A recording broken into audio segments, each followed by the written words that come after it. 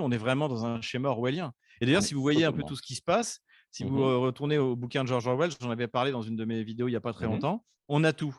On a une guerre dont les gens ne savent pas pourquoi on se bat. Mmh. L'ennemi d'ailleurs peut changer. Aujourd'hui, c'est comment il s'appelle? Estasia. Demain, ça peut être Eurasia. Non, Eurasia, oui. Eurasia. Demain, ça peut être Estasia, oui. Estasia. Et puis ça peut redevenir Eurasia. Les Français qui n'ont aucun intérêt en Ukraine et en mer Noire ne savent toujours pas pourquoi on est là-bas, mais en fait, on leur dit que Poutine, après avoir envahi l'Ukraine, va envahir Paris. Oui.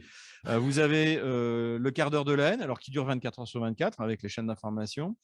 Vous avez les faux héros. Donc, on a eu le fantôme de Kiev, les Qui héros était qui ont une soi-disant invention de résisté sur l'île de du jeux Serpent, qui vidéo, en hein. fait. Je Mais voilà, mais oui. vous avez ça dans 84 de George Orwell. C'est-à-dire que tout d'un coup, on vous présente un personnage que vous devez adorer, et puis un autre que vous devez abhorrer, et vous savez toujours pas pourquoi. Non, Et c'est tous les jours. Et c'est sans arrêt. donc oui, on vit un moment de totalitarisme qui, enfin, quand on observe le déclin de l'Occident depuis Solzhenitsyn en 76, hein, je crois que c'est la date de son discours, Mmh.